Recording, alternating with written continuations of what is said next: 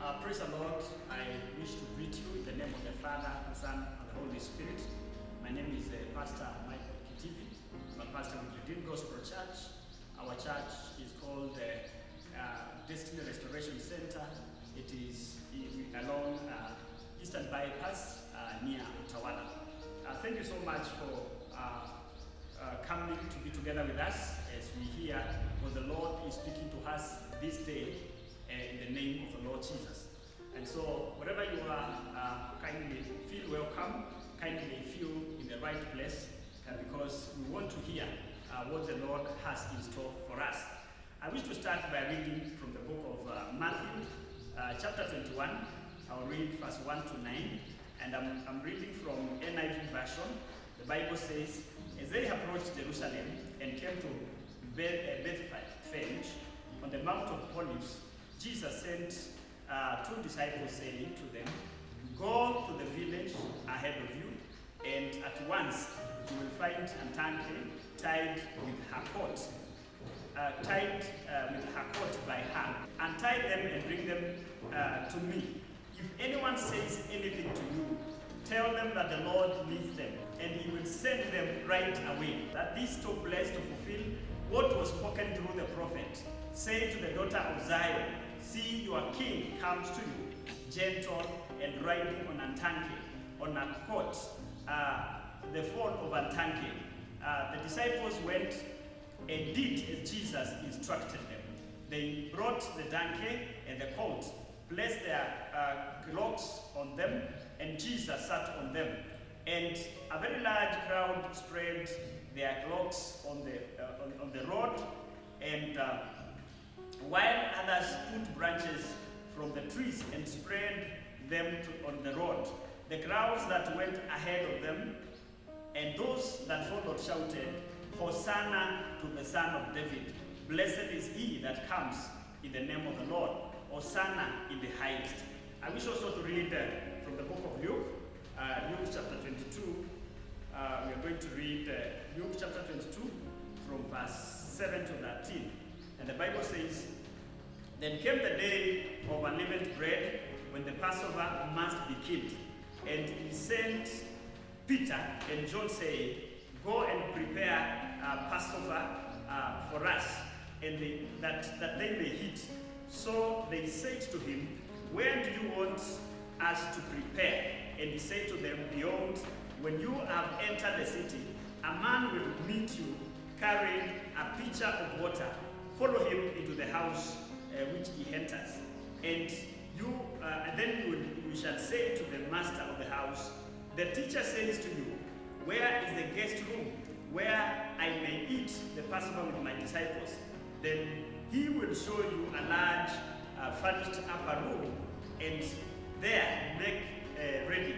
So they went and found it just as he had said to them, and they prepared Passover. Today I'm going to speak to us on a sermon entitled, "Fulfill God's Purpose by Allowing Him to Use You." Fulfill God's purpose by allowing Him to use you. And I wish to start by saying that all of us and everything that we have belongs to God. That means that there is nothing that we are or that we have that has not been given to us. Everything, literally, our health, our physical fitness, our level of education, our level of or amount of wealth, these are things that have been given to us. However, I wish to say that at times we are tempted to think that we have made a great contribution to becoming who we are and what we are in this life. We tend to think that it is because of my hard work, it is because of my higher education, it is because of my a lot of investment that I have become the kind of a person, or I have the kind of resources that I have today. However, I wish to say that there are many people out there who are more hardworking than I am, who are more hardworking than we have, yet they do not have the privilege of getting the resources that we have. There are many people who have made great investments, but the investment backfired.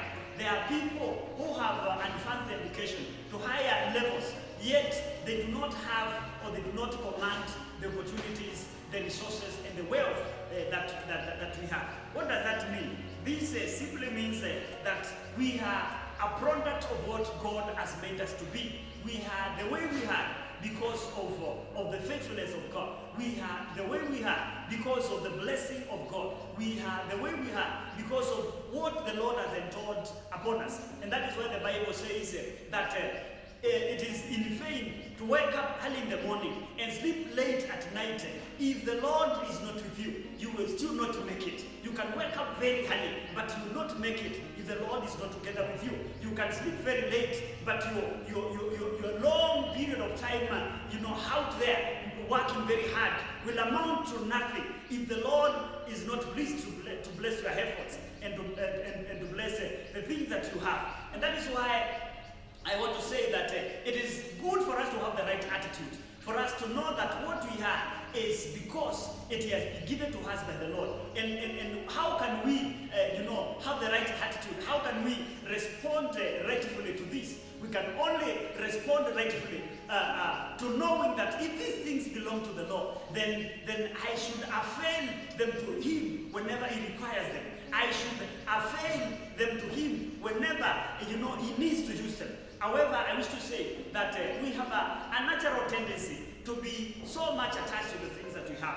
We have a natural tendency to be so stingy and mean with the things that we have or the Lord has given to us, to the extent that we don't want to use them for His name's sake. We don't want to use them for His kingdom.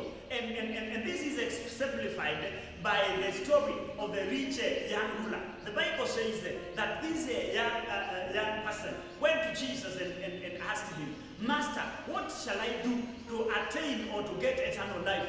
And Jesus told him, what does the Bible say? What does the scripture say? What do you read? And the gentleman kept on telling him the 10 Commandments. And Jesus told them, go ahead and observe them. And the young man said, all these I have observed since I was a youth. And Jesus told him, yet you have one more thing to do. Go and sell whatever you have and give it to the poor, and then come and follow me. The Bible says this rich young ruler went away sad because he was very rich. What does that mean? He was so much attached. He was so much, connected to the things that God Himself had given him, to the extent that he would not let go. He would not let go. There was a strong bond between him and his wealth. And that is why I wish to say that, it is easy to tell someone to get saved. It is easy to tell someone to love God. It is easy to tell someone to observe the requirements of God. But when you tell them to use or to part with what they have, so that the purposes of the kingdom of God may be fulfilled, so that the kingdom of heaven may be extended further, they tend to pull back. They tend to not want to be involved. And this is the challenge that I am giving us, that we must learn to deal with, so that God may be pleased, to bless us with much more resources and give us many more opportunities to earn a living and to make money by availing ourselves and allowing ourselves to be used of it. When you read Luke chapter 18, from verse 18 to 23, you find a young rich ruler who went to Jesus. And he asked Jesus, Master, what shall I do to inherit eternal life? And Jesus, asked him, what does the law say? What do you read from the scriptures? And the gentleman explained as Jesus kept on questioning him about the commandments. And this guy said, I have observed all these things since I was young and until now. Jesus told him, one thing remains. And this is it, that go and sell everything that you have and share it out with the poor. And the Bible says, this young person went away, this young rich ruler, went away sad because he was so rich. When Jesus mentioned the fact that he should use his resources, the fact that he should use his wealth to give to the poor, this young man was so sad, did not like it, and he went away sad, the Bible says. What does this mean? This means that it is easy for someone to get saved. It is easy for someone to observe the requirements of God. It is easy, excuse me, it is easy for people to do things that they are asked for. But when you ask them to release their resources, when you ask them to release what they have for God's service or to be of benefit to the kingdom of God, they tend to pull back. They tend to withdraw because many people are not willing. Many people have a natural tendency to be inclined to their wealth, to be inclined to the things that they have. And that is why, when it comes to people understanding the most important things in this life, sometimes you even go wrong. You see people spending so much time and energy, working so hard to become rich. And sometimes they put their lives to risk. They put their wealth, their health to risk. And they don't care as long as they get to be rich. Now, it is okay to be rich. It is okay to have sufficient supplies for the things that require in this life. However, I wish to say this, that God requires that we use whatever He has given to us for His benefit, for His kingdom, for the furtherance of the kingdom, and so that His name may be glorified. The Lord is a God. Our God is an investor. He does not give us the things that He gives us for our own sake or for our own good alone, but He gives them to us so that He can use them whenever or wherever He requires of them. And so I wish to say that majority of the people are the kind that can give their time, that they can give themselves, that they can avail themselves whenever they are required. But when it comes to asking them to part with something that they have to be used of the kingdom of God, they tend to reject that kind of request. And so this is my challenge to you, that the Lord requires us, both us and the things that we have. He requires us together with our resources. He requires us together with our intelligence. He requires us together with everything that He has given to us, minus nothing. And so the Bible says the time came when Jesus was supposed to fulfill the scripture or the prophecy that had been given about Him, that He will enter into Jerusalem triumphantly, riding on a donkey. And so the Bible says when that time came, Jesus sent His disciples and told them, go to such a place and you'll find a donkey that is together with its colt, or simply together with its young one. Untie them and bring them to me. And if the owner asks, tell them the master is in need of them. Now look here. Jesus did not apply. He did not ask for permission beforehand.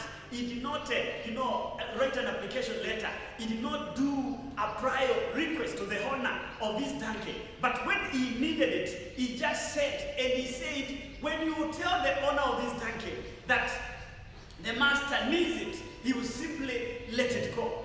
And he said, if he has, meaning that if the owner of the donkey does not ask, just untie it and bring.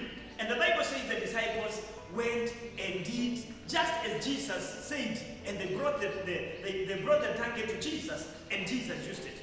What does this mean? This simply means that at every given time, despite our shortcomings, despite our limitations, despite our challenges, the kingdom of God's business and agenda must continue. The agenda of the kingdom of God, which is to reach out to many souls, which is to help the needy, which is to support those that find themselves in serious issues or challenges, must continue every other time. And that is why God, every other time, requires people that are ready to avail themselves and to avail what they have for Him. The Bible also says when Jesus wanted to go and have the Passover supper, the Passover is a festival that is celebrated amongst the Jews as a sign of the celebration of the time that they were delivered from captivity in Egypt, and they went to the promised land. Now, to celebrate that victory that God gave them in such a powerful way, the Israelites until now celebrate Passover. And because Jesus is the resemblance of the lamb of Passover, the lamb that the children of God, the Israelites slaughtered to use during that Passover, was to signify or was to mean or was a shadow of the fact that Jesus was to come and become our redemptor and become the one that will pay our sins. So Jesus was celebrating together with his disciples this Passover celebration as when he was on earth before going to the cross and ascending to heaven. And so the Bible says Jesus sent his disciples and told them, go and prepare Passover for us to eat together. And the disciples asked, where shall we do this? And the Bible says, Jesus said, go, and while on your way, you'll meet someone, follow him. And when he enters his house, follow him there and tell him where the master is asking, where do I prepare Passover for me to eat together with my disciples? And the Bible says that this gentleman led them into a spacious, good upper room, and he told the disciples, here it is. You can go ahead and use it. You can go ahead and prepare for what it is that the master requires. Now, what is coming up is this. This gentleman again, Jesus had not talked to him. Jesus had not asked him earlier on that he would want to use his resources for his goodness or for his sake. But the moment Jesus sent the disciples, this gentleman automatically accepted. This gentleman received the request, and he allowed the disciples to prepare the place where they would eat Passover together with their master Jesus. Now, what am I saying? That the owner of the donkey and the owner of the guest house are people that were expectant, are people that had offered themselves and set themselves ready to be used of God whenever He would require of them. They did not require prior preparation. They did not require prior asking. They were simply ready when the master required them. Now, this is to mean that at any given time, because the kingdom of God must go forth, even though naturally, as I said, human beings are mean. Human beings tend to, not want their resources to be used. God in heaven knows that there is always a man, there is always a woman that I have set apart for that particular crucial time when their resource will be required. They will simply avail them, and the name of the Lord shall be glorified. Now, my brother and my sister, maybe you are there, and the Lord has blessed you. He has blessed you with wealth. He has blessed you with the resources. How are you using them for His name's sake? How do you behave? How do you respond whenever you are asked to use the same for the furtherance of the kingdom of God? Now, God requires, because as we looked before, that for everything that God does to His people, He does that with a purpose. He does that with an agenda, that I am blessing so and so with this resource. I am blessing so and so with this opportunity. I am blessing so and so with this thing that others do not have. So that when I will need it, I will simply get it, and it shall be your help and blessing to the kingdom of God. In these times that we are living, times have become very difficult. Churches are not meeting. People are not meeting in church. Other people do not have a source of livelihood. The Lord in heaven is asking, who is it that I can use to continue, to facilitate the furtherance of the kingdom, to facilitate, like for example, today I'm ministering. The preparation of this message, from the recording to the editing and to the release, requires funds. And it cannot take place if funds are not available. Our churches, some of our churches are rental. They are rented. Ministers and servants of God must pay rent for them to continue using that facility. We have electricity and other bills. Now the Lord in heaven knows. Even when others think that this is not the time to give, even when others think that what I have is for me and for myself, God knows that there is someone that will always avail what they have. They will always avail what they have whenever it is required. Whenever it is required, and the name of the Lord shall be glorified. I wish to challenge you, brothers and sisters, that whatever you have belongs to the Lord. And whenever the Lord requires of it, allow it to be used of Him. allow you, give it as much as and when the Lord requires, because that is what will make him to be pleased with you. You can imagine the delight, in the heart of Jesus when he sent for that donkey and it was released immediately. You can imagine the delight in the heart of Jesus when he requested to use the upper room, to celebrate the Passover feast together with his disciples. And the honor did not hesitate, and the honor did not resist. It is such a delight. It is such a blessing to the person, and something that brings glory to the Lord. And therefore, I am saying that because this kingdom of God agenda must be preached. Actually, the Bible says the gospel of the truth must be preached unto all the ends of the earth, and then the end shall come. That means for this gospel to be preached, it requires resources, it requires finances, it requires material things. Now, how am I going to avail whatever I have to be used of the Lord? How is the car that I have beneficial for the kingdom agenda? How is the house that I have beneficial, to the kingdom of God? How is the money that is in my account beneficial to the kingdom of God? And so I am challenging you that avail yourself to be used of the Lord. Avail yourself for the kingdom agenda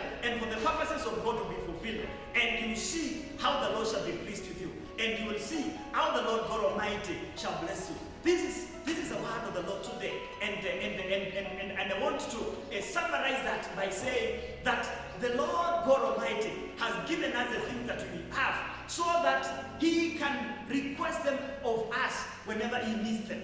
Look here, there are so many people who do not have what you have. What is it that you have done to be the way you are? There are so many people who are not in good health like you are. What is it that you have done? What is it that I have done for me to have lived the years that I have lived? There are so many people who were born later than me and are no longer alive. What is it that I have done so that the Lord may continue to give me, life and more and more? And therefore, I want us to know that everything that we have, and including our bodies, including our lives, and including our resources, these are things that belong to the Lord. And the Lord desires them whenever he wants to use them. And it is our responsibility to avail them to God, so that God may be pleased to use us, may be pleased to use them for the glory and for the honor of his name. I want to pray, and I want to challenge you that do soul searching. Find of the things that you have. What is it that you can let go to your church? What is it that you can let go to that children home? What is it that you can let go, for the fatherings, for that missionary team? What is it that you can do to be a blessing to someone? Because God knows that you have it. God knows that you have it, and He requires those things whenever He asks them of us.